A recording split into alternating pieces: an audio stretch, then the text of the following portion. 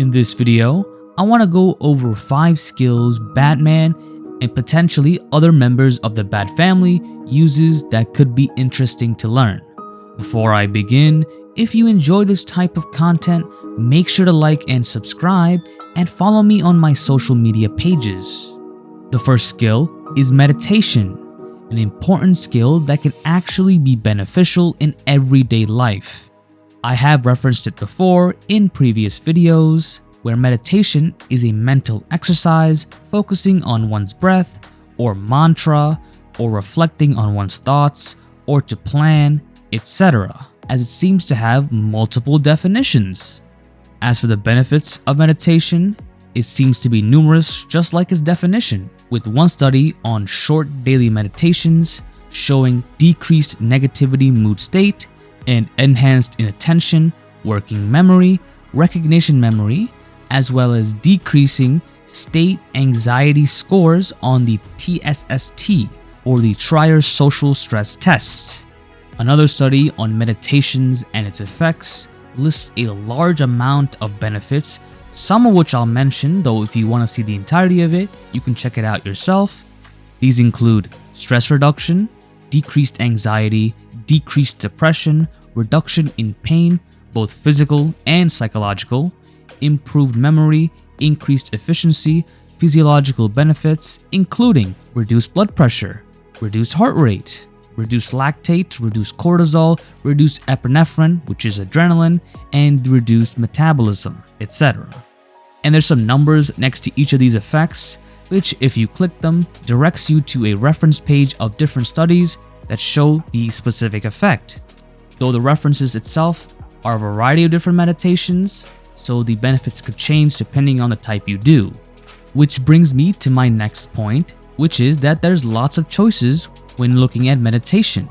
If you just look up meditation types, some of the included ones are the stereotypical and maybe stagnant positions, like shown in movies or shows or cartoons, but also ones where you can move, like yoga, tai chi, or walking meditation, which I've never heard of before until very recently, where you walk back and forth in an intentional way, taking 10 to 15 steps, pausing and breathing, then continuing the cycle. And so I would also guess that something like Shiko, which is an exercise that sumo wrestlers do, which I mentioned in my previous video, if done for long periods of time in a slow, controlled way, could also be considered meditation. But you can start off very simply, getting into a comfortable position, whether it's sitting down or laying down, and then popping in some headphones and listening to like a 10-minute YouTube video on either a guided session where someone speaks to you and tells you what to do, or some kind of ambient noise or some kind of music that can help you relax. The second skill is lockpicking. As being a vigilante, Batman does break into a variety of places. Now, I'm in no way encouraging any illegal activity. Instead, you should do this as a hobby, where you either buy your own locks at first, or even try it on your own home lock. To start with, you can get something like this. This is a clear lock meant to practice lockpicking on, and a set of lockpicks like this, which are hidden in a keycard. The pins in the lock are pushed by the pick, while the tension wrench keeps the ones already pushed in place, and then you repeat the cycle until it unlocks. Now, this is one of many ways and types of ways to unlock a lock, and so for more reference, you'd want to watch The Lockpicking Lawyer or McNally Official for ways to break into a variety of locks. As for the benefits, while not as large as meditation, one benefit could be that on the off chance you lock yourself out of your own house, you can break in if you have the skill and practice for it. The other, which is kind of contradictory to the first one, is that it gives you an insight into the illusion of security, as explained by littlelocksmith.com, where just a single lock isn't the foolproof security you may feel it to be. And even if you know this objectively, it may not be as concerning to you until something bad actually occurs. The third skill is multilingualism, with multiple members of the Bat family and Batman himself knowing a myriad of languages. This, of course, is a very big jump from the previous 2 skills, as it requires a lot more effort to become proficient. In terms of proficiency, one website, the Corporate Finance Institute, shows it like levels, from level 0 to level 5, where the first is no proficiency, like knowing a couple of words. So like sayonara, moshi moshi, and what's that shit from One Piece? Kaizoku no ore wa naru. If I said that shit right, all from watching a bunch of anime. Level 1 is saying basic sentences like Hola, ¿cómo estás? Bien, ¿y tú? Level 2, where you can speak independently in basic conversation, but requiring help for longer conversations. Level 3, where they can carry out most work functions requested, but will probably need assistance in nuances or subtle phrasings, and probably will have a thick accent. Level 4, where they have a slight accent and occasionally make mistakes, but can converse on a wide range of topics. And lastly, level 5, which is a native proficiency.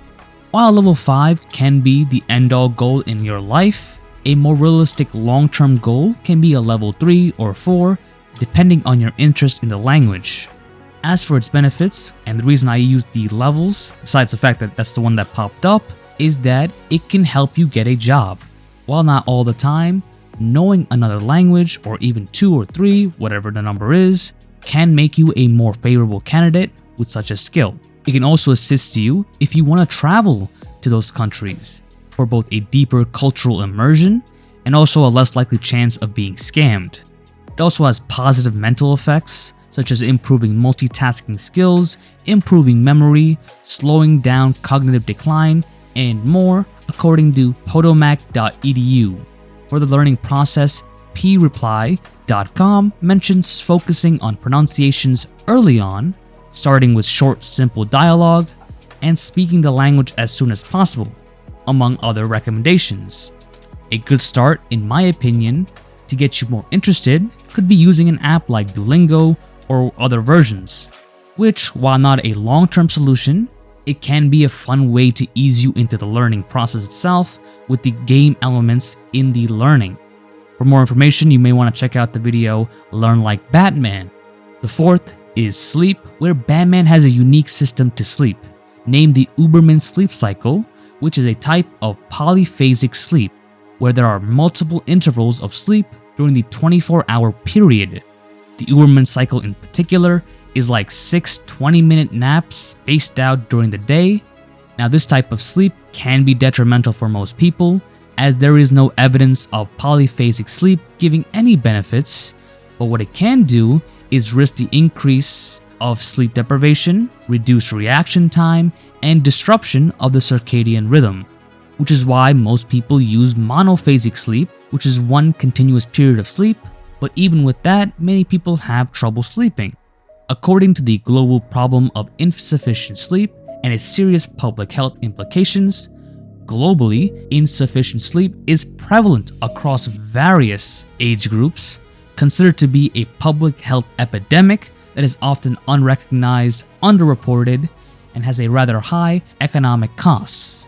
Now, some simple things to add to your routine to help you sleep better include, but is not limited to, using light/dark cycles for your circadian rhythm, where you get sunlight in the morning in your eyes directly, not through a window, to get yourself to be awake, and then be in a darker room with limited light during your bedtime. Also, constant exercise, eating a couple of hours before sleeping, having a routine of going to bed and getting up around the same time, etc. For more in-depth, the podcast episode from Dr. Andrew Huberman may be beneficial for you. The fifth and last one is a mastery of numerous weapons, including your hands, feet, elbows, knees, and head, but also external weapons.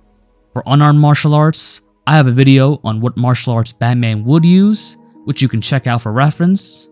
And for armed martial arts, because there's a lot of choices, it's best to stick to weapons that are more widely available than not.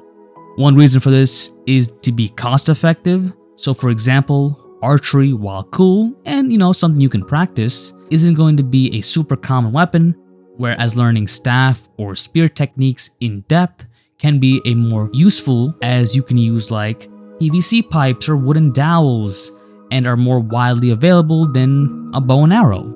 And then smaller versions like chair legs or pipes that are more smaller can be associated with stick fighting like eskrima, or sword techniques like in kendo, where even though the blade itself isn't sharp and made of wood, the motion still carries over. As for firearms, while popular, the expense and depending on your location, it could be difficult to use on a consistent basis. And you may be in a similar predicament when trying to learn multiple or even just a single martial art from like a gym or a coach because you can't spend as much money. So if you're in that position, just do the basics at home, watching YouTube videos, and for external weapons, try and find a cheap alternative. And while doing this, you want to work on your cardio and your strength, so at the very least you'll have a basic foundation. Thank you for watching.